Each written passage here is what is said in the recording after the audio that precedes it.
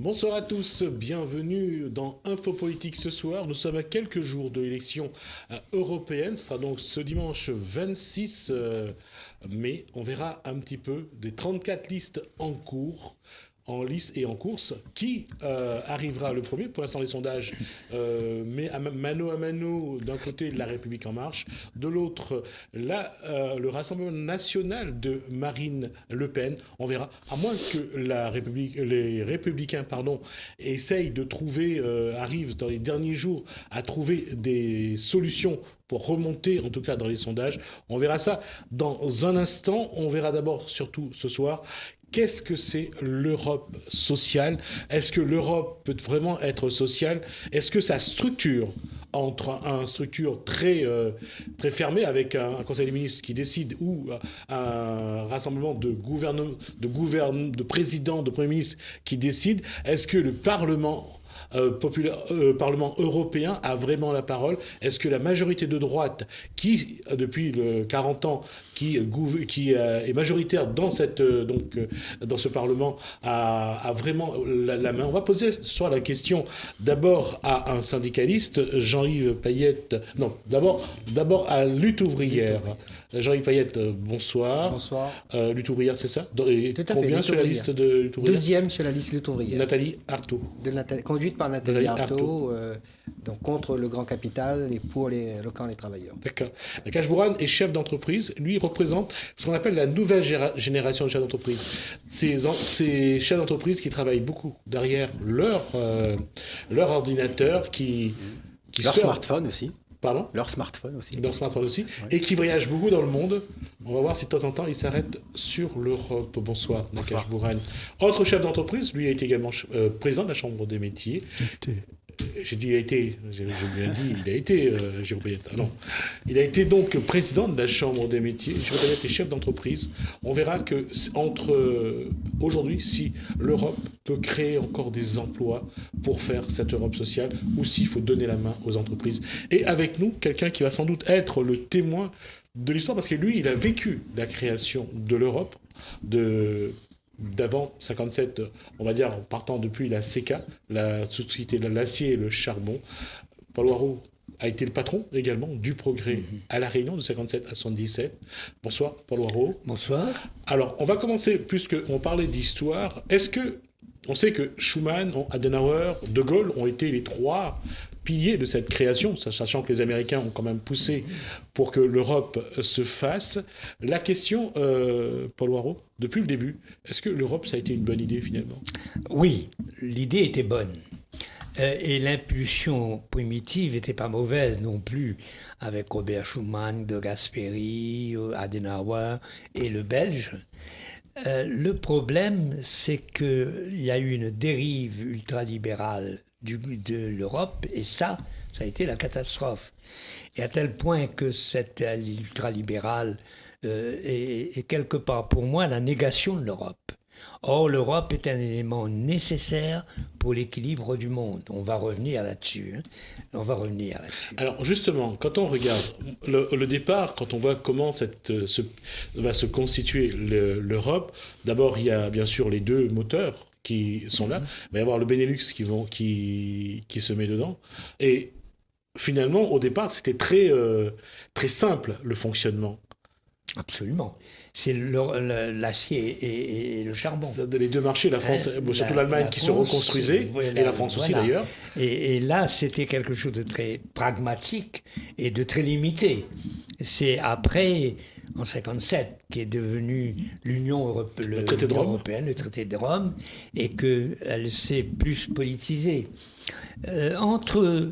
Et l'Europe a réussi avec le Conseil national de la résistance en France et dans d'autres pays à être entre le totalitarisme stalinien de l'époque le pacte de Varsovie et de l'ultralibéralisme américain, qui était la liberté du renard dans le poulailler. L'Europe avait construit quelque chose de mixte. C'est ça qu'on est en train de casser. Et c'est ça l'enjeu capitale Et aujourd'hui. il y a un élément aussi que j'ai pas noté, que j'ai pas relevé depuis un moment. Il faut savoir que les 30 glorieuses d'après 45 à 70, il va y avoir une période très faste où l'économie va avoir besoin de main d'œuvre. On va vraiment fabriquer, il faut reconstruire, il faut de la main d'œuvre. On fait venir les Italiens, les Portugais, les Arabes du Maghreb.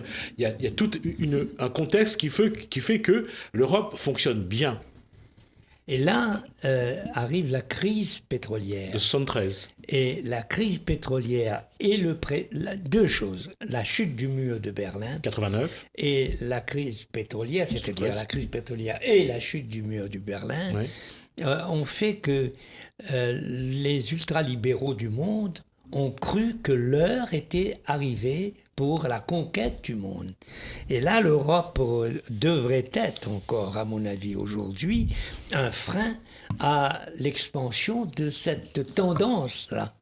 Et est-ce que, justement, messieurs, je vous pose à vous la question, parce que ça, vous l'avez vécu aussi, de 84 au moment, enfin 82 on m'a dit, mais moi j'ai toujours situé l'arrivée de la Grèce, l'ouverture de l'Europe, c'est là que ça commence avec la Grèce, l'Espagne qui vont intégrer, avec le Portugal également, intégrer l'Europe. Est-ce que vous, à cette époque-là, parce que vous étiez déjà des jeunes hommes, est-ce que l'Europe avait déjà une valeur pour vous? Vous n'êtes pas encore né, la Non, cage moi, en noire. 82, je n'étais pas né encore.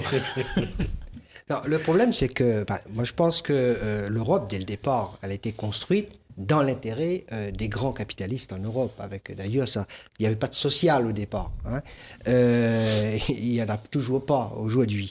Le problème, c'est que cette Europe qui s'est construite par et pour les grands capitalistes. Et le problème, c'est que là-dedans, les peuples d'Europe n'ont pas eu grand-chose à dire. Hein, les parlements, les gouvernements, etc., aujourd'hui, il faut être honnête, ils sont de fait sous tutelle de ce grand patronat. Okay. Ce grand patronat qui exige de tous les gouvernements des attaques contre le monde du travail, même contre les petites entreprises, etc. Donc, aujourd'hui, le problème de vouloir construire une Europe sociale, ça peut se faire, mais pas avec ce grand patronat-là, pas avec ces grands capitalistes qui aujourd'hui quand même exigent des différents gouvernements d'intervenir militairement à droite et à gauche, de vendre des armes, voilà, leur priorité, c'est vraiment le profit, c'est pas la vie. Et on peut pas construire une Europe sociale si la priorité de ceux qui dirigent, qui ont réellement le pouvoir, c'est-à-dire le pouvoir économique, hein, qui prime sur tout, eh ben, que ces personnes-là gardent leur pouvoir. C'est pour ça que nous, à Lutte ouvrière, on milite pour que ce pouvoir-là leur soit contesté par la population. Je pose la question à Nakache Brown avant d'aller vers Jérôme Payette. Est-ce qu'aujourd'hui, la génération de jeunes patrons, comme Nakache Brown et d'autres, quelle est votre vision de l'Europe? Comment vous voyez cette Europe-là aujourd'hui? En fait, pour répondre à la question, alors moi je réponds par rapport à moi. Je ne vois pas en fait ce que l'Europe clairement m'apporte au quotidien. En fait, c'est-à-dire que en parlant effectivement avec d'autres patrons, on sait qu'il y a l'Europe, d'accord, mais qu'est-ce que ça nous apporte à nous en fait en tant que chef d'entreprise au quotidien? On ne voit pas, parce que voilà, on entend parler des aides, on entend parler effectivement de certains accompagnements. L'Europe, c'est bien effectivement. Mais voilà, nous, quand on est en fait dans notre entreprise au quotidien, qu'est-ce que l'Europe nous apporte exactement? Et la deuxième chose, c'est qu'est-ce que nous aussi, on peut apporter à l'Europe en fait? Voilà, parce qu'effectivement, il y a aussi ce truc de moi, cet échange, mais je ne vois pas ce que je peux apporter moi à l'Europe et qu'est-ce que l'Europe m'apporte en fait au quotidien. Est-ce que le patron, qui est Jérôme Payette, est-ce que l'ex-président de la Chambre des métiers voit ce que l'Europe a apporté au développement économique de la Réunion d'une manière particulière, mais de manière générale, est-ce que la présence de l'Europe se voit dans le monde économique, que ce soit à la Réunion ou ailleurs? Avant de répondre directement à la question posée, simplement dire cette Europe-là, celle que nous connaissons aujourd'hui, n'est certainement pas une Europe sociale, mais une Europe bureaucratique. C'est un gros machin compliqué où même ceux qui l'ont construit ont du mal à trouver l'européen. Maintenant, concrètement sur le territoire national et dans les régions ultramarines, la Réunion, il y a les entreprises même, dans leur fonctionnement de tous les jours, nous ne voyons pas ce que l'Europe peut nous apporter. Et ça se voit. Récemment, on nous dit, par exemple, pour être précis, concret, les petites entreprises souffrent d'un manque de concours financier, l'apport des banques pour le développement des petites entreprises. Et quand on voit les conditions pour accéder à ces financements-là, c'est un labyrinthe administratif qui pénalise. Mais à la limite, je dis, mais c'est voulu, parce qu'on dit que ça existe, mais ça vous empêche d'aller chercher. Donc, pour le chef d'entreprise que nous sommes, ce machin-là est trop compliqué pour nous. On nous parle des fonds FEDEA, par exemple. Mais aujourd'hui, j'étais président. J'ai demandé à un moment donné de mettre sur la table, faisons un bilan de la situation. Combien de petites entreprises réunionnaises ont bénéficié des fonds FEDEA? Mais ils ne sont même pas capables de donner le chiffre parce qu'il n'existe pas, quasiment pas. Mais là, il est le problème. On nous dit de venir voter aux prochaines élections, mais chaque citoyen, quand il va voter, il faut qu'il donne un sens à son vote. Moi, je dis quel est le sens pour un dirigeant d'une PME. Et revenir sur un point, il y a plus de 25 millions, plus de 23 millions d'entreprises sur le grand continent européen. Et dans ces entreprises-là, 90% sont des toutes petites moyennes entreprises qui pèsent sur l'emploi quasiment 63% sur toute l'Europe. Il est là le centre du débat.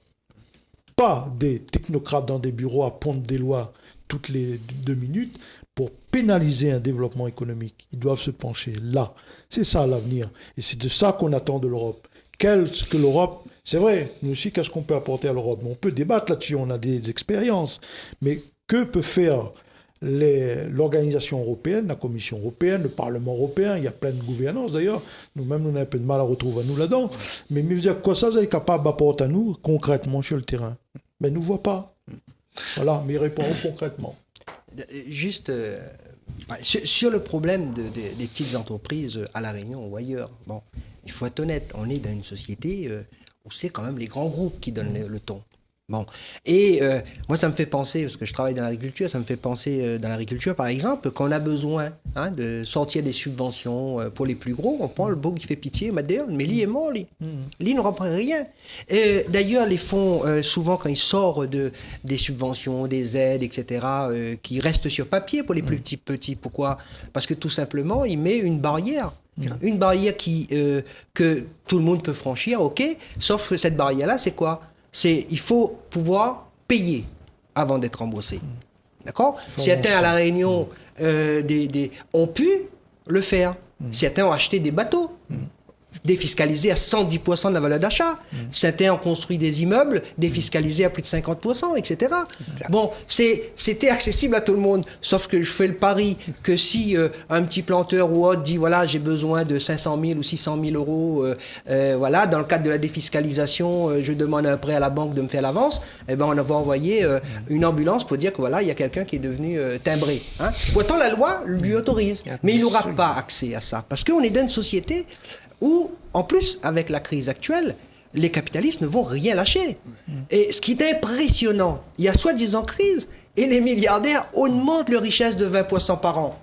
D'accord? Et bien sûr, les travailleurs en prennent plein les dents, mais même les petites entreprises, parce qu'elles sont en sous-traitance avec ces grosses entreprises-là. Et on va exiger justement de l'employeur de ces petites entreprises d'augmenter l'exploitation sur les autres travailleurs. Et ça, je veux dire que si on n'arrive pas à lutter contre ce grand capital-là, qui domine tout, politiquement, économiquement, etc., il n'y a pas d'avenir social. Il y a une chose que je voulais dire, puisqu'on parlait d'agricole, bon, il y a la fameuse PAC, la politique agricole commune.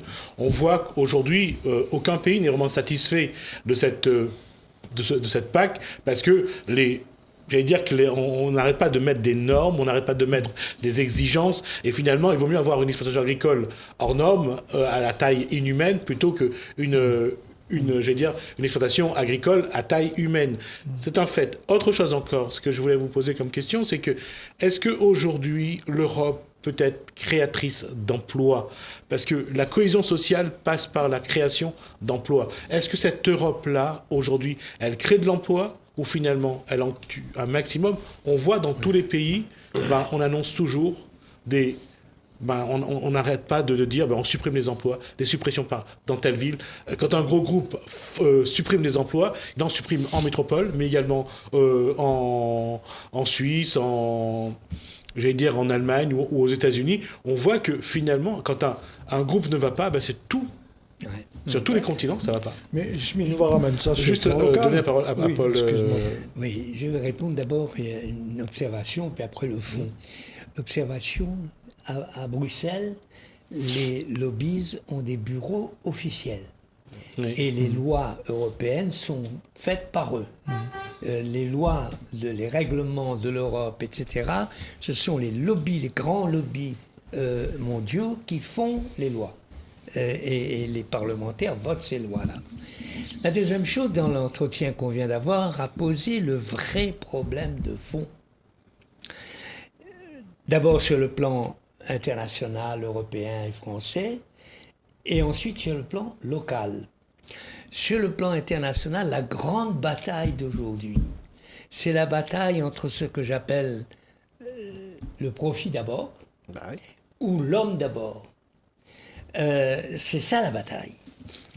Alors, justement, pour une précision là-dessus, Paul Warraud, c'est qu'il y a l'OMC, il y a la libéralisation des prix depuis 2008 surtout, on a vu la crise de subprimes aux États-Unis. Donc, cette libéralisation-là passe par un fait, c'est que à chaque fois, ce sont les lobbies qui imposent, et je voudrais juste faire une parenthèse sur ce qui se passe à La Réunion, et Paul Warraud est au courant, vous également, le quota sucrier, aujourd'hui, est supprimé pour une simple raison. C'est-à-dire que le groupe Cairns, les pays du Pacifique, les pays andins, c'est-à-dire de tout ce qui est Brésil, Chili et tout, imposent à l'Europe, impose aux grands groupes que l'Europe arrête de soutenir la canne à sucre réunionnaise, et eux, à ce moment-là, ils auront les gros marchés de métro, d'infrastructures dans ces pays-là. C'est pour ça que, finalement, l'Europe n'est pas un avantage à ce niveau-là pour nous. Non, mais le problème, c'est... Je vais quand même laisser terminer pour Laurent là-dessus. Absolument. Ouais. Le problème vient du fait que le peuple, il n'est pas là. Il est absent. Et la deuxième question qu'on a posée, qu'on a soulevée sur le plan local, qu'est-ce qu'on fait de l'argent que l'Europe, à travers les fonds structurels, le FEDER, le FEADR, le FSE, qui d'ailleurs est géré de façon tellement différente qu'on ne sait plus qui gère quoi et à qui il faut s'adresser, c'est le problème qu'on a posé. Qu'est-ce qu'on fait de cet argent-là? C'est les deux grandes questions. Comment est utilisé l'argent surtout? Voilà comment il est utilisé. Et on n'est plus maître de rien. On n'est rien. Ce qu'il faut bien se dire, la France met 5 milliards tous les ans dans la Réunion. L'Europe doit mettre à peu près 200 millions. On a dit 300 hier. On a dit 300 millions, disons, sur les plans de 7 ans qu'ils ont. Pluriannuel, Et cet argent-là est kidnappé par une autorité économique extérieure d'ailleurs, et qui vend à tout vendre, et qui vend bien, et qui ensuite, sur le plan agricole notamment, surveille l'évolution économique. C'est-à-dire qu'ils équilibrent entre l'importation avec laquelle ils gagnent beaucoup d'argent. 4 milliards de... Et l'exportation, on est obligé de supporter, mais si elle déborde un peu, on casse. Et contre ça, il n'y a rien. C'est ça le problème. Et autrement dit, il y a un paquet d'argent qui est déversé dans les PME, dont les gens ne voient pas l'odeur. Et pour accéder à ça, c'est extrêmement difficile. Indépendamment de ça, le gars qui fait son petite exploitation tout seul avec l'argent qu'il gagne, il s'en sort. L'autre gars, il ne peut pas acheter un tracteur d'occasion, il est obligé d'acheter un tracteur neuf qui coûte très cher parce que sinon il n'y a pas de subvention. On n'est pas maître des règles. Et c'est ça le vrai problème. Les choses se font en dehors de nous, les choses se font avec des gens qui sont informés, qui sont dans le coup. Qui maîtrisent. Et ça ne déborde pas. Et tout ce qui est en dehors, il a la bouche ouverte. Il a Zémiette pour les autres. Avant de donner la parole à Jean-Yves, je voudrais quand même que Jean-Payette revienne sur ce qu'il voulait dire. La question a été posée, est-ce que l'Europe aujourd'hui permet la création d'emplois. Si m'y amène ça toujours sur le plan local, il faut parler du plan local. Si c'était vraiment le cas, pourquoi nous avons un taux de chômage aussi important? Oui, est-ce que l'Europe crée de l'emploi? Écoute, il y a plusieurs choses que j'aimerais faire. Déjà, justement, quand on parle de lobby en Europe, où ils ont des bureaux quasiment au Parlement, ça m'étonnerait que les petits planteurs ou les petits artisans, etc., puissent avoir aussi les mêmes bureaux. Et l'autre chose aussi, c'est il y a un piège dans lequel on tombe dedans. Le piège de raisonner par pays et de penser qu'aujourd'hui, vraiment, on doit, en tant que population, s'opposer. Tout à l'heure, j'entendais qu'on disait que les pays du Pacifique, etc. Mais c'est les mêmes. Les capitalistes qui gèrent le sucre à La Réunion, c'est eux qui sont au Brésil. Oui. Voilà, c'est eux qui sont en France. Je veux dire, on nous ramène, on essaye de, quelque part, justement, de faire oublier une chose. Si il n'y a pas l'union des travailleurs, des plus pauvres, de ceux qui travaillent réellement pour se nourrir, face à ces capitalistes-là, c'est pas possible. C'est pas possible de changer la société, de l'organiser autrement. Et à chaque fois, ils utilisent tous les moyens pour nous diviser, pour faire que justement, on parle que c'est l'autre pays qui attaque. Alors que eux, ils sont ici et ils sont là-bas. Et je fais juste une petite parenthèse qui peut paraître hors débat, notamment sur les problèmes j'allais dire de nos frères immigrés qui arrivent, c'est quelques dizaines, c'est quelques centaines, il n'y a pas des vagues d'immigration à La Réunion. Mais dès qu'il y a quelques dizaines, tout de suite, on pousse les gens à la diversion, en faisant croire que en donnant la main à ces gens-là, ça va faire appauvrir les plus pauvres. Or, ce qui appauvrit les plus pauvres à La Réunion, c'est ce qu'on a débattu tout à l'heure, c'est ces centaines de millions qui existent et qui sont détournés vers les grosses entreprises. Le CICE, ça a profité à qui? Aux grands supermarchés, aux grosses boîtes, etc. Donc mais aujourd'hui, on a l'impression, et puis il y a autre chose aussi que j'aimerais rajouter, on a l'impression qu'il n'y a pas d'argent. On a fait croire aux plus pauvres qu'il n'y a pas d'argent. Mais expliquez-moi comment il y a Notre-Dame brûle, je fais un chèque de 100 millions d'euros. D'accord? L'argent, il y en a énormément. Pas obligatoirement dans les caisses de l'Europe, pas obligatoirement dans les caisses de l'État ou des communes ou autres, mais dans les caisses de ce grand patronat qui utilise l'État français, qui utilise l'État allemand, qui utilise le Parlement européen. Eux, par contre, il y a largement de quoi donner à tous un travail et organiser la société autrement. Et il y a une chose aussi que je voulais dire depuis 1974, avec la décision de Giscard d'Estaing de faire en sorte que la France n'emprunte plus à la Banque de France, mais à la BCE. On est tombé dans un espèce de cercle vicieux où on utilise l'argent public qu'on donne à la BCE, et la BCE prête à taux très faibles aux banques privées, et les banques privées nous prêtent notre argent à des taux parfois vraiment incroyables. C'est-à-dire que l'Europe a mis en place un cercle vraiment vicieux, pervers. Mais là, pareil, la Banque de France, c'était quand même les 200 familles les plus riches de France. Donc, à chaque fois, c'est la même chose. C'est la même chose. En fait, c'est une question vraiment de qui dirige, que ce soit, voilà. Et ces milliardaires-là, qu'ils soient français, allemands ou autres, ils n'ont qu'une seule chose. Ils pensent au profit. Ils dorment, ils lèvent au profit. Je veux dire, je crois que c'est Bernard Arnault qui, en un mois, il a fait un coup spéculatif qui lui a rapporté que 10 milliards d'euros. C'est-à-dire un SMIC tous les secondes. Ça va? Je veux dire, attends, monsieur veut créer une petite entreprise pour essayer d'avoir un SMIC. Je veux dire, c'est un truc scandaleux. Et il y a des milliers de jeunes au chômage. Voilà, et cet argent-là, on se rend pas compte, mais ils ont été pris sur les retraités, sur l'emploi des jeunes, etc. Sur, à la rigueur, un petit artisan d'un quartier qui a une petite boucherie, etc., qui est utile, qui a une activité sociale. Donc, voilà, et ça, il faut prendre cette conscience-là si on veut changer les choses, parce que c'est la première marche à faire. Alors, avant de passer la parole à Paul Leroux, je vais juste dire ceci. Tout le monde se souvient, alors, on va dire, au début des années 2000 jusqu'à 2015 à peu près, il y a eu une mode, c'est de délocaliser. Envoyer son entreprise en Roumanie, en Hongrie. On le voit avec un industriel de voitures qui a envoyé fabriquer ses voitures en Roumanie. On le voit également pour les plateformes de téléphone qui sont soit dans les pays du Maghreb, soit dans les pays comme la Roumanie ou le Portugal également. On voit que finalement cette Europe-là, elle s'est ouverte à 27 à 27 normalement, officiellement on est toujours 28, hein, les Anglais ne sont pas encore partis. Finalement, on a ouvert l'Europe pour permettre aux entreprises de gagner encore plus d'argent. Et finalement, quand est sortie cette circulaire Bolkestein, c'est-à-dire qu'on doit payer l'individu au SMIC de chaque pays. Si le SMIC est à 500 € en Roumanie, quand on va en Roumanie, on touche 500 €. L'Europe a été fait pour ces capitalistes qui, justement, ils voulaient avoir de la main-d'œuvre moins chère. Hein. Je veux dire, justement, est-ce que ça concourt à créer une Europe sociale où on est encore en train d'appauvrir l'individu, on est encore d'affaiblir l'économie de la France, où l'Allemagne ça a tenu parce que l'Allemagne n'avait pas de SMIC. Mais on voit que à chaque fois, on est en train de tirer vers le bas la population la plus précaire, la population la plus fragile, et on n'arrête pas de supprimer des postes dans les pays, je dirais, industrialisés. C'est-à-dire, pour avoir plus de profit, on délocalise. C'est-à-dire, même une entreprise qui gagne de l'argent en France, pour avoir plus de profit, on la transforme en Chine. Et on fait des chômeurs en France.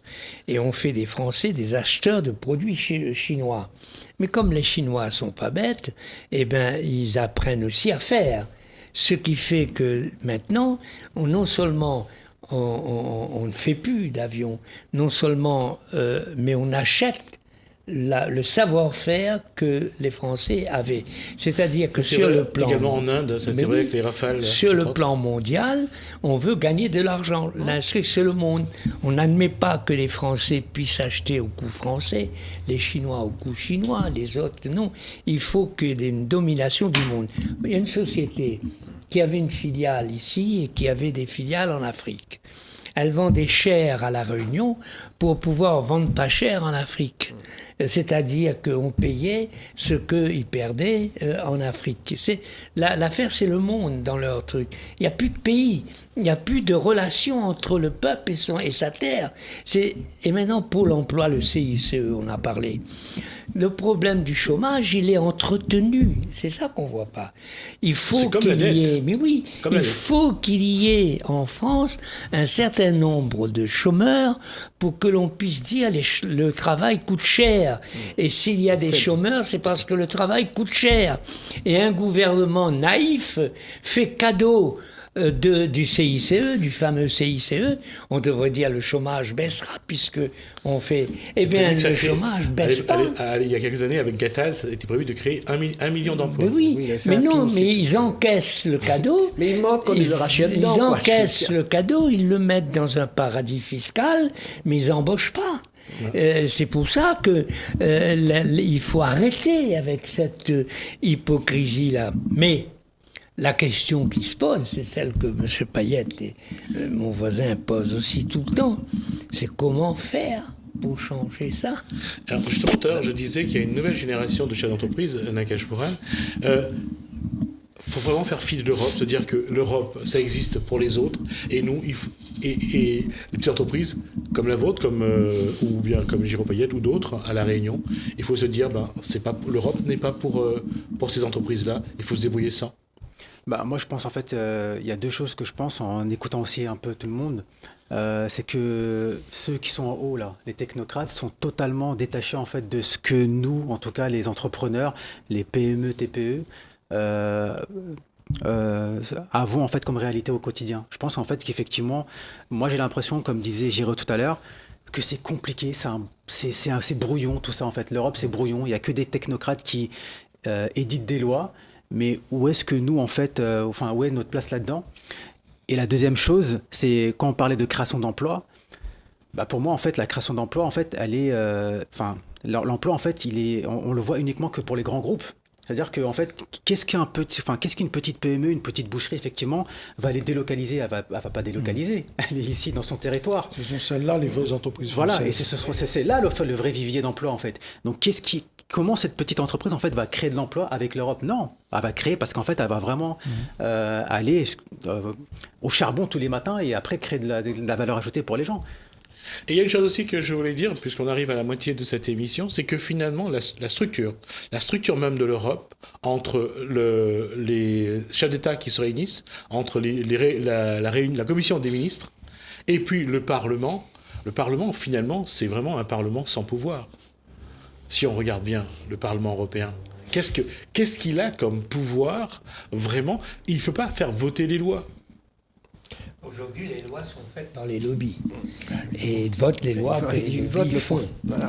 La deuxième chose, c'est que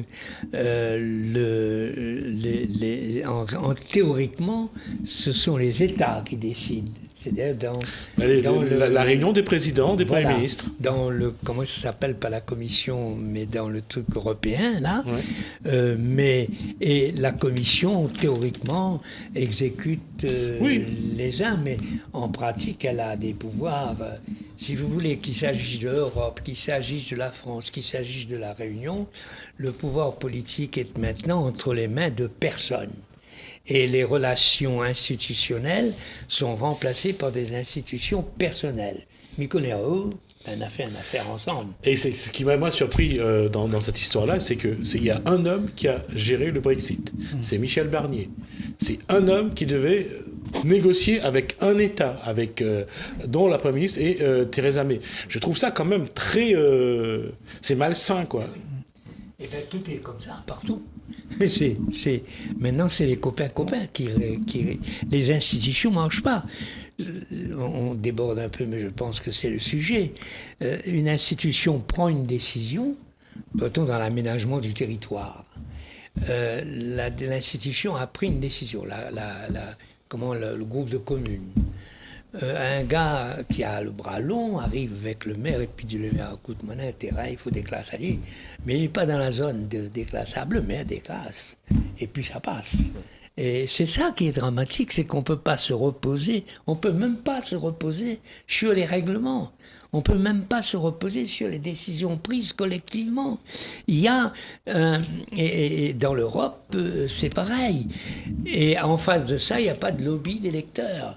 C'est ça le problème. Le problème, c'est vraiment, par rapport à cette classe sociale qui domine, comment faire changer les choses. Voilà. D'accord ? Et c'est vrai que la classe ouvrière, les travailleurs en général, à la rigueur, les petits artisans, etc., ceux qui travaillent, ceux qui produisent, ceux qui gèrent déjà cette société, peuvent aujourd'hui faire changer les choses. Parce que, écoutez, les banques, c'est quand même des travailleurs qui font tourner, les hôpitaux, les petites boucheries, les grandes surfaces, etc. On n'aurait pas besoin que du contrôle et du pouvoir de ces capitalistes-là sur l'ensemble de la société. Parce que on va à la faillite. Je veux dire, il y a quand même les économistes les plus optimistes disent que cette année, ça va être une stagnation. Les plus pessimistes disent qu'on risque d'avoir une crise beaucoup plus grave que 2008. Je veux dire, aujourd'hui, c'est vrai qu'on est un peu prudent ou un peu honteux de dire qu'il peut y avoir une situation où on risque du jour au lendemain d'être obligé d'aller à la soupe populaire, mais c'est une réalité. C'est une réalité triste, uniquement parce que, justement, on refuse de poser le problème et d'attaquer ces riches-là. Et c'est vrai que la société organisée de cette manière-là, où la planète, elle est complètement détruite, où même les gens ne sont plus respectés. Regardez un pays comme la France, où souvent on glorifie la France, d'accord, mais qui vend des armes à l'Arabie Saoudite pour tuer des enfants au Yémen. Je veux dire, on va où ? D'accord ? Je veux dire, je veux bien parler des autres pays, mais quand le mien est pas exemplaire. Voilà. Donc le problème, c'est quand même pas moi qui a pris cette décision, c'est pas les travailleurs, c'est pas les pauvres, c'est pas ceux qui vivent tous les jours de leur travail qui sont responsables de cette situation. Et justement, on parlait de contrôle de la population. Ben oui, c'est pas normal. C'est pas normal que aujourd'hui, les chômeurs ne savent pas qu'il y a de l'argent pour permettre à tous d'avoir un travail. Aujourd'hui, on est convaincu que c'est pas possible. Il y a trop d'argent pour donner à tous un travail à 1 800 € ou 2 000 € par mois. C'est juste une question de contrôle de la société. Oui, Jérôme. Oui, pour revenir sur l'Europe sociale, mais c'est une grande hypocrisie. Quand on voit dans son propre pays, on sait que ce qui... alors, je clarifie le débat tout de suite, hein. Je ne serai jamais contre la protection des travailleurs, contre la protection, mais il y a une différence entre chaque pays membre de l'Europe déjà. Il n'y a pas d'harmonisation sociale. Bon, vous payez un taux de cotisation en France, il y a notre taux en Allemagne, etc. Comment voulez-vous nous parler d'Europe sociale ? L'Europe sociale agit sur l'emploi, certes, l'emploi, on voit. L'emploi est dans les petites entreprises, ce ne sont pas dans les grandes entreprises. D'ailleurs, les grandes entreprises, aujourd'hui, comparativement aux petites entreprises, il faudrait aussi qu'à un moment qu'on nous dise qui est le plus grand pourvoyeur d'emploi en Europe et en France. On sait que c'est les artisans, on sait que c'est les petits métiers. Alors si c'est ça, la question qu'on peut poser à nos responsables, qui sont chargés en tout cas de nous représenter, pourquoi on ne met pas le débat sur la table? Quel est l'avenir de nos pays demain? Est-ce que c'est le tout industrialisation, la pollution de notre planète, ou alors favoriser les petits commerces de développement de proximité qui créent de l'emploi, ramener des gens à des bases très, très élémentaires de la vie? Mais on est en train de tuer un système, et là je rejoins M. Payet, Jean-Yves, c'est qu'on raisonne profit, mais on oublie l'existence de l'être humain. L'être humain, il a besoin de quoi? Il a besoin du bien-être, il a besoin d'un travail, il a besoin, joindre debout tous les jours. Mais que ça, l'Europe, ils répondent à nous là-dessus, nous, ultramarins. On nous dit zone prioritaire, drap périphérique, on nous raconte plein de choses. Mais en réalité, en dehors, qui dit à nous, ils financent la route du littoral, ils construisent des écoles. Ben oui, mais ça, il faut faire ça. Mais dans la vie du citoyen, que ça l'Europe y apporte à nous. Le débat, il est là. Ça. Et nous, on aurait voulu, en tant que citoyen, on aurait voulu qu'on aurait un grand débat à La Réunion, qui est absent d'ailleurs. Bon, Jean-Yves Payet est là, mais il aurait été bon de faire un grand débat et dire clairement à la population que ça, l'Europe, il peut amener à nous demain, et que ça aussi, nous, comme tu disais tout à l'heure, nous peut apporter à l'Europe. Mais nous, on n'est pas là-dedans, nous, là. Nous, l'impression que nous avons voté pour des gens, pour retomber dans le même scénario, pour faire les mêmes choses. Il ne faut pas s'étonner après que les gens ne participent pas au vote. Et c'est voulu aussi d'ailleurs. Bien sûr, c'est tout à fait voulu. Il est clair que... je vais juste dire quelque chose. D'abord, le débat est ouvert actuellement sur le territoire français. C'est la démocratie. La démocratie représentative ou la démocratie directe. Est-ce que demain, les 300 millions d'Européens qui sont dans les 28 pays, est-ce que eux, ils vont vraiment avoir droit à la parole? Mais surtout, quelque chose qui va faire bondir Jean-Yves Payet, parce que je connais sa position là-dessus, on est en train de tester ce qu'on appelle le revenu universel. On veut donner à un individu, de sa naissance à sa mort, un montant, une somme, donc le revenu universel, et qu'il n'aura plus besoin à travailler. La question est, certains sont pour, parce que c'est testé par exemple je crois en Suède, en Danemark également, donc dans les pays nordiques. Ça a été testé dans une région en métropole. On sait qu'il y a une volonté de mettre fin au travail, de donner un revenu. Mais la question, est-ce que ça, pour vous, c'est un respect de la dignité humaine, ou c'est encore une stratégie pour permettre aux entreprises de continuer à gagner de l'argent sans pour autant de préserver l'emploi? Il y a deux choses que j'aimerais réagir dessus. C'est déjà, il y avait quelque chose que M. Waro disait tout à l'heure qui était très intéressant, c'est de dire aujourd'hui la planète c'est un village. Lénine disait au début du siècle, la Terre est devenue un petit village. Il faut raisonner à l'échelle de la planète. Et je veux dire, s'opposer entre pays, c'est absurde. Et c'est jouer le jeu de ces grands capitalistes-là qui utilisent ça, parce qu'eux, ils s'entendent entre eux. Ensuite, ils utilisent les États quand ça les arrange, quitte à provoquer des guerres d'ailleurs avec notre peau. Mais aujourd'hui, la planète, on passe au grand défi qu'il y a sur le réchauffement climatique et tout. Qu'est-ce qu'on va faire? Il y aura des cyclones monstres qui vont se constituer en Australie, qui va dépasser la Réunion, traverser Madagascar, etc. On va faire quoi? On va rester sur notre bout de fil? Alors que là, c'est vraiment des problèmes qui sont globaux. Le problème, c'est qu'aujourd'hui, la société capitaliste, elle est basée sur le profit. Ce qu'il faut, c'est une société qui est basée sur le fait qu'on produit pour le besoin. Voilà. C'est-à-dire, on a besoin de logements. On construit le logement. C'est pas un problème de construire des logements à La Réunion. Vous savez, les travailleurs, les petits planteurs, les artisans, etc., ils auraient vraiment le pouvoir de contrôle sur la construction de logements. Il y aurait eu un plan de 5 ans. Aujourd'hui, quand c'est les serviteurs de la grande bourgeoisie qui est au pouvoir, il n'y a même pas un plan de 20 ans. D'accord? Il y a des choses très simples. Ce matin, j'entends encore qu'il y a une rallonge uniquement pour la partie digue de plus de 300 millions d'euros. Mais vous vous rendez compte, c'est des sommes gigantesques. Mais est-ce que les travailleurs, est-ce que les chômeurs, est-ce que les retraités qu'on demande des sacrifices, ils vont avoir droit à savoir est-ce que c'est utile, pas utile, comment ça se fait, etc. Bon, on entend juste de temps en temps qu'il y aurait certains qui risquent de rentrer en prison avec cette route. Hein, moi, je ne veux pas faire de la dilapidation, j'ai pas plus. Mais sauf que c'est le fonctionnement naturel de cette société capitaliste-là, où c'est les grands groupes qui accaparent tout. Et à partir de ce moment-là, eh ben oui, c'est pour continuer dans cette période de crise où il n'y a plus de création de richesse réellement, et il n'y aura plus. Voilà, on n'a pas le choix de changer de société parce qu'il n'y aura plus de création de richesse. Et les capitalistes, eux, pour continuer à augmenter et à rémunérer leur capital de 20% par an, ils sont obligés d'appauvrir le reste de la population. Donc, est-ce qu'on admet ça ou pas? Le reste, c'est presque subtil, superficiel, etc. C'est le fondement du problème, c'est vraiment ça, c'est le contrôle de la population, des travailleurs sur l'ensemble de la société. Hein, par travailleurs, j'entends bien sûr ceux qui travaillent réellement, hein, et pour pouvoir justement construire une autre société. Et cette société-là, elle nous mène à l'impasse, elle nous mène... voilà. Ce matin, on a discuté justement, toute la matinée, j'ai passé mon temps à discuter du revenu universel et des référendums d'intérêt d'initiative citoyenne ou populaire. Ouais. Mais il y a des choses plus fondamentales et un chiffre qui ne frappe personne, qui ne scandalise personne. Il y a 22 personnes dans le monde qui se partagent la moitié de la fortune du monde. 22 personnes détiennent la moitié de la fortune du monde. Parce que le système actuel permet justement la concentration du profit de plus en plus. Un chef d'entreprise me disait, tu sais, Paul, mon devoir est la croissance. Je lui dis, mais ton devoir n'est pas du tout la croissance de ton entreprise.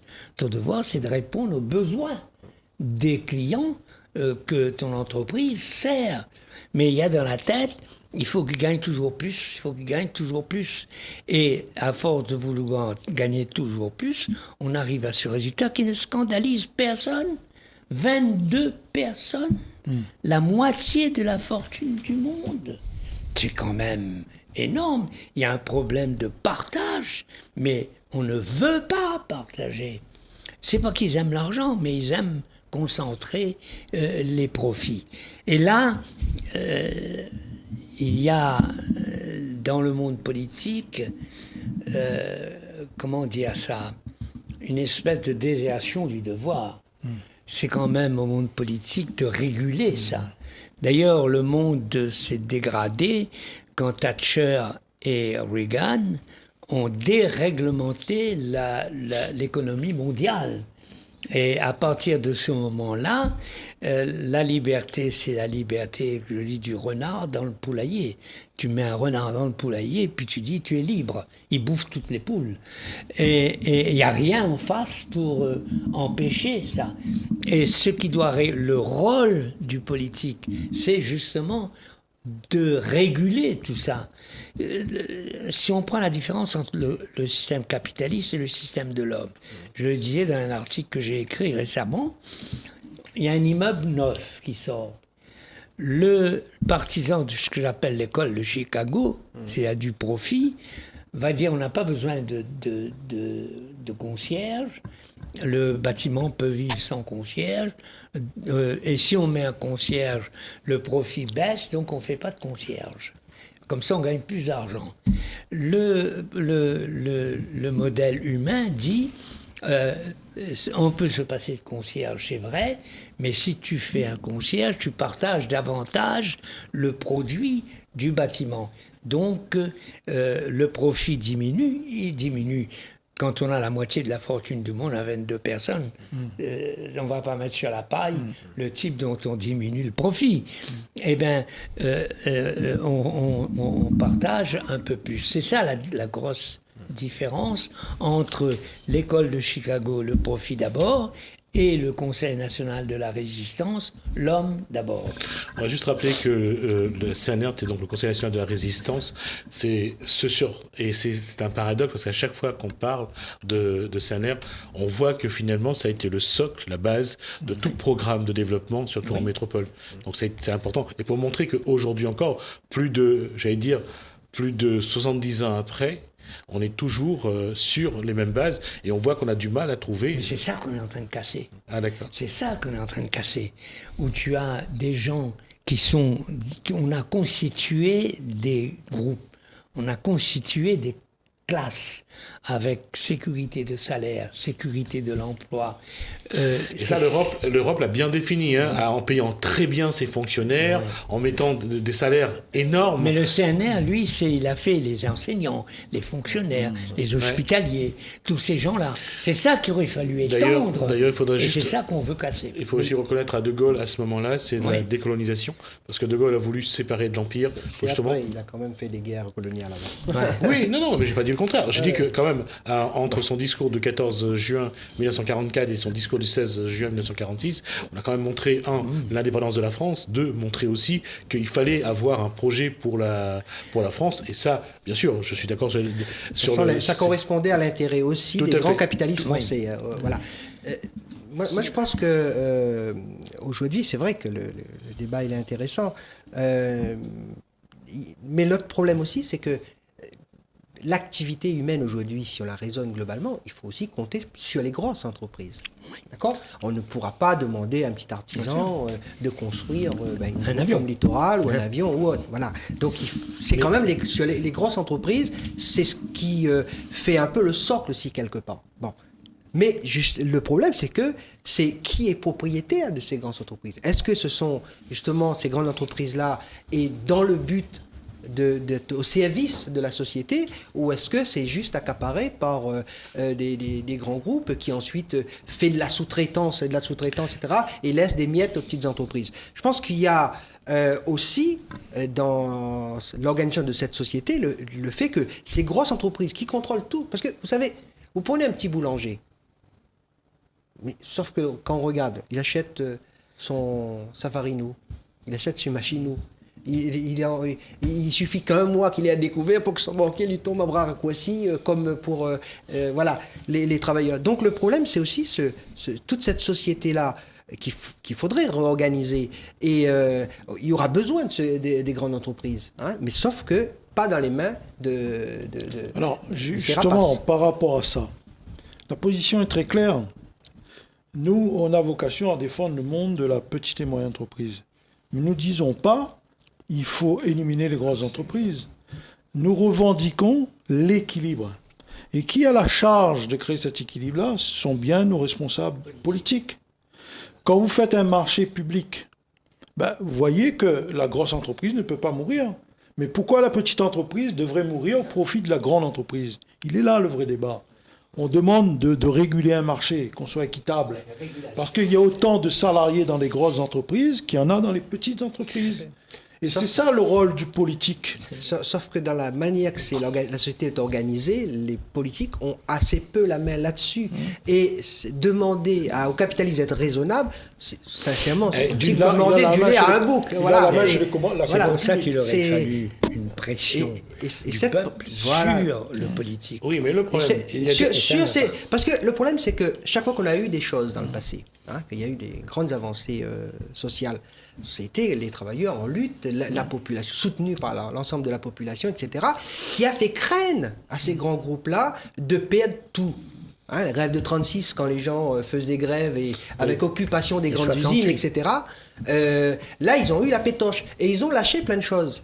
Aujourd'hui, le problème, c'est qu'ils ont l'impression qu'il n'y a plus rien en face, qu'on est divisé entre les ouvriers qui ont du travail, ceux qui n'ont pas de travail, les petits planteurs Mais ceux qui descendent dans la rue aujourd'hui, qu'est-ce qu'ils demandent ?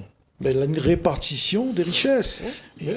Palouaro a dit tout à l'heure... Il faut surtout un contrôle. 22 groupes ou 22 personnes détiennent une grande partie ils en ont assez. Est-ce À que- un moment donné, il faut dire, en tant que citoyen, mon pays est en train dans le déclin, il faut arriver à un juste équilibre, il faudrait Oui, vraiment le raisonner problème, là-dessus. S'ils continuent à être dans cette position-là, je pose la question, est-ce qu'ils auront encore des consommateurs pour faire fonctionner leurs usines demain? La question, en fait, par rapport à ce que vient de dire Jean-Yves Payette, c'est le rapport de force. En 1936, Léon Blum, il y avait ce rapport de force avec le patronat qui n'était pas aussi puissant que ça. Là, c'est là qu'on attend, je crois, qui a été C'est donc donné. surtout la grève des travailleurs qui faisait que Oui. le rapport de force n'est pas le même. On Le va- patronat était puissant.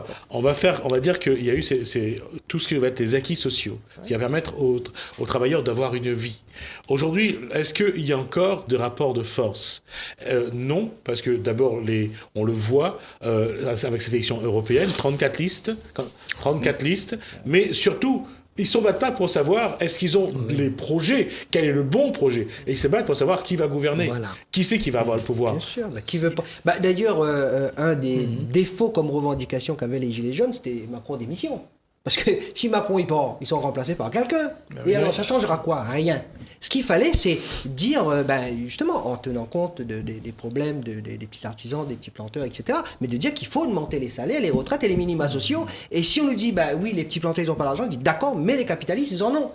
Voilà. Donc, je veux dire, le mouvement du Gilet jaune, il a eu quelque chose, quelque part, de formidable et qui entraîne l'espoir, c'est de dire que ça peut péter à tout moment. Ouais. Sauf que le problème, c'est qu'il ne faut pas que ça parte dans tous les Voilà. sens. Il faudrait que, justement, qu'on a identifié, entre guillemets, l'ennemi, d'accord? Et on est tous d'accord pour dire, voilà, c'est sur ces capitalistes-là qu'il faut taper. Parce que c'est quand même pas normal qu'il y ait... Moi j'ai vu une dame qui doit se faire opérer des reins, être obligée de passer sur les plateaux de télévision pour essayer d'avoir un morceau de son billet payé, etc. Mais il y a de l'argent.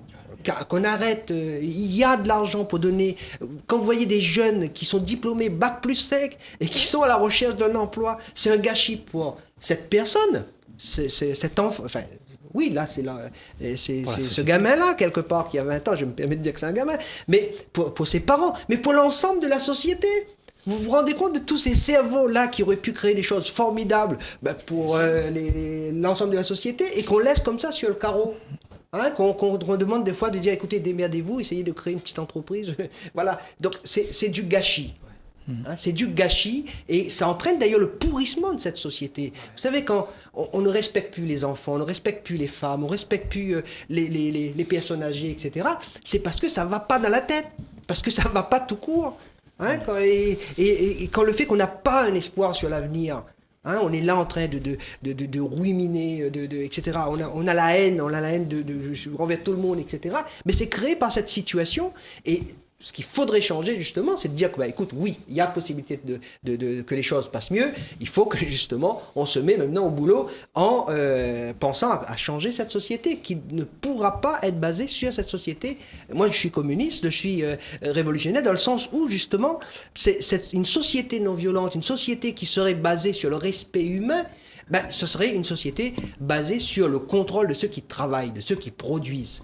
Hein, voilà. Et comme dirait l'international, voilà, les producteurs, sauvons-nous nous-mêmes. J'ai reçu les gilets jaunes, hein, j'ai reçu plusieurs gilets jaunes. Ils m'ont dit deux choses. La première chose, d'abord, il y a autant d'opinions que de gilets jaunes. Ça, c'était la première chose. Et la deuxième chose, ils me disaient, qu'est-ce qu'il faut faire? Quand on parle franchement, ils ne savent pas. Et moi, je leur ai dit, surtout, ne vous constituez pas en parti politique. Restez ce que vous êtes, c'est-à-dire des citoyens qui veulent quelque chose, et vous mettez en face de vous les politiques, pour les interpeller, pour leur dire qu'est-ce que vous faites comme boulot. On compte sur vous pour ça, pour ça, pour ça. Or, le drame, c'est que dès que quelqu'un a une petite popularité, il pense que par la politique, il va régler le problème et il veut se présenter aux élections. Et il faut arrêter ça. Il faut distinguer les gens qui sont sur le terrain avec leurs problèmes et les politiques qui ont le devoir de réguler, comme vous disiez. Et pour ça, il faut un dialogue. Mais si vous voulez être politique, vous êtes foutu. Il reste un peu moins de 8 minutes avant la fin de l'émission. Je vais vous poser la question. Et commencer par Nakash Pouran. Qu'est-ce que cette élection Qu'est-ce que vous pensez? Est-ce que cette élection peut changer quelque chose? Qu'est-ce que ça peut apporter? Et est-ce que ça va bouleverser la vie de Nakesh Bourane et son entreprise? Alors moi, non, ça va rien changer à ma vie, je pense. Je vais même être franc, en fait, je m'y intéresse pas du tout. Vraiment, parce qu'en fait, alors déjà, même pour tout vous dire, alors j'ai entendu vaguement qu'il y avait une élection, mais je vois vraiment pas, en fait, ce que ça va changer à ma vie, vraiment. Peut-être que je me trompe, mais peut-être que je me trompe pas. Moi, tout ce que je fais, c'est que je m'occupe de mon business, je m'occupe de mon entreprise au quotidien. Moi, j'ai des salariés aussi à qui j'ai aussi des devoirs. Et moi, je suis convaincu d'une chose, c'est que effectivement, oui, le profit dans une entreprise, c'est nécessaire. Mais il faut avant tout en fait mettre l'humain au cœur de l'entreprise parce que de toute façon un être humain, un salarié est un être humain. À partir du moment en fait où il est bien dans une entreprise, il apportera de toute façon de la valeur. Donc je pense que en fait, je pense qu'il y a certaines personnes qui se trompent de comment je peux dire ça, il faut pas d'objectif, faut pas se concentrer sur le profit, il faut se concentrer sur l'humain et l'humain va apporter de la valeur après. D'accord. Cette valeur ajoutée, elle est possible aujourd'hui, Jérôme Payette, en tant que chef d'entreprise? La valeur ajoutée dans une PME, c'est le dirigeant, ses salariés. C'est une question d'engagement et de management d'une équipe. Si nous devons compter sur les diverses instances, ben je pense qu'on va y droit dans un mur. Aujourd'hui, je parle au nom de milliers de chefs d'entreprise, de PME, TPE. Nous nous battons, c'est le mot, pour maintenir nos activités debout. Et ceux qui ont les rênes dans les mains, ils ne voient pas ça. On ne leur demande pas de la charité, hein. On ne demande pas ça. Pas du tout. On leur demande de nous faciliter la vie en termes de démarches administratives. Si demain on a besoin d'un concours bancaire, ben, qu'on nous dise comment faire. Si il y a des emplois. On demande aux politiques qui ont la charge du développement économique de simplifier la commande publique pour qu'elle soit accessible au plus grand nombre, qu'elle soit équitable. Est-ce que l'Europe va répondre à tout ça? Ça, c'est un problème quotidien de territoire. Donc, oui, moi, personnellement, j'irai voter. Mais je crains fort que beaucoup de chefs d'entreprise qui n'ont pas une lecture de ce que peut servir l'institution européenne dans leur vie de tous les jours, ben ils vont zapper, le mot est clair là. D'ailleurs, moi aujourd'hui dire à un collègue allez voter prochain, mais il va dire moi allez voter pour quoi? Exactement. Et pour qui? Et pour qui? Bon, moi, ça un peu plus embêté. Mais, enfin, je sais pas, oui, moi, ça un peu plus embêté. Mais, chacun de nous, on a nos idées, hein. On a nos idées. En clair, je suis en train de vous dire, on a loupé là encore une occasion d'expliquer à nos concitoyens que peut amener l'institution européenne dans notre quotidien.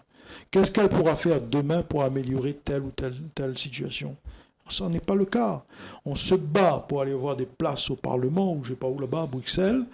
On rentre dans un machin. D'ailleurs, il y a des gens qui contestent le machin, mais ils sont aussi candidats. On a un peu de mal à comprendre, mais enfin, chacun garde sa position. Mais voilà, la question est posée. Ce n'est pas les Européennes qui va changer quelque chose. La donne. Les élus peuvent changer quelque chose ou pas? Les députés européens peuvent changer quelque chose ou pas? Moi, je pense que la société fonctionne sur le rapport de force. Aujourd'hui, ce rapport de force, il est très favorable à la grande bourgeoisie, aux milliardaires, etc. Ils imposent leurs droits, ils imposent les politiques, tout le gouvernement, au Parlement européen, etc. Et s'il n'y a pas des mobilisations dans la population, eh ben, il n'y aura pas ce rapport de force pour justement pouvoir contrer ce pouvoir-là. Et sincèrement, moi, je pense que les choses là avancent rapidement. Il faudrait changer de société. Et il faudrait changer rapidement. Parce qu'on va vers la catastrophe. Et s'il n'y a pas une montée des luttes dans les mois et les années qui viennent, eh ben, moi, je crains le pire. Je pense qu'en votant justement lutte ouvrière, c'est pas pour que Jean-Yves Payette soit au Parlement. Je ne serai sans doute pas au Parlement, donc c'est pas le souci. Mon souci, moi, c'est comment faire pour que cette catastrophe annoncée, cette situation de souffrance dans laquelle se trouvent des milliers, des dizaines de milliers de travailleurs à La Réunion, au chômage, de petits planteurs que je travaille avec et qui sont vraiment dans des situations désespérées, ces millions d'êtres humains qui à travers la planète sont en souffrance. Ben oui, on peut tout de suite faire changer les choses, mais ça dépend de nous, ça dépend de cette mobilisation consciente de l'ensemble de ceux qui travaillent pour pouvoir changer cette société capitaliste qui arrive à bout de souffle et qui nous mène vers une impasse certaine. Merci. Alors, le mot de la fin, Paul Warreau. Alors, l'Europe va pas changer là. C'est pas l'élection du 26 juin qui va changer notre situation 26 mai. personnelle. Je serai rectifié, c'est 26 mai. 26 mai, pardon. C'est pas ça qui va changer, parce que le rapport de force est ce qu'il est. Par contre, ce qui peut arriver, c'est une prise de conscience. Ça, c'est peut-être possible, mais enfin, c'est court. C'est court. Et la prise de conscience, moi, je suis un mondialiste. Mais un mondialiste qui s'enracine dans la diversité des peuples. Moi, je ne suis pas le mondialiste qui supprime les peuples, et pour le plus dominant, on fait sa loi. Ça s'enracine dans la diversité. Et chacun de nos peuples a une responsabilité. Notre peuple réunionnais a une responsabilité pour la Réunion. Seulement, on nous a dit qu'il n'y a plus de Réunion. On nous a dit qu'il n'y a plus de peuple réunionnais. Donc, on n'est plus rien. À partir de ce moment-là, on peut discuter comme on a discuté ce soir. On peut faire tout ce qu'on a vu. On n'est rien. Les décisions, c'est pas nous qui prenons. Les trucs, c'est pas nous qui faisons. Nous, on ferme notre gueule et le 26, on ira voter. Donc c'est ce problème-là qu'il faut d'abord régler. C'est-à-dire, à la Réunion, j'ai mon mot à dire et la Réunion peut changer grâce à moi. Et à partir de là, on dit, quand on est à Madagascar, on est à Maurice, on est en France, la Réunion elle est là. Tandis qu'aujourd'hui, la Réunion, ils chantent et on paye les chanteurs alors qu'ils devraient être les ambassadeurs de notre âme. Il n'y a plus d'âme. Merci, Paul Warreau, merci Jérôme Payette, merci Nakache Bourane, merci Jean-Yves Payette. Donc voilà, ça va être le dernier débat, en tout cas concernant Télécréole, concernant sur cette élection européenne du 26. Je vous remercie, j'espère qu'on vous a apporté quelques éléments, quelques éclaircissements, en tout cas. Une chose, n'oubliez pas qu'il faut aller voter. C'est important, voter. Pour qui vous voudrez, quel que soit votre... Mais allez voter, faites la démarche, mobilisez-vous. Et si vous trouvez qu'il n'y a aucun candidat qui vous plaît, c'est à vous de choisir. Quoi qu'il en soit, faites ce geste-là. Je vous remercie de nous avoir suivis. Merci Hélène, merci François. En tout cas, continuez bien votre soirée sur Télécréole. Bonsoir chez vous.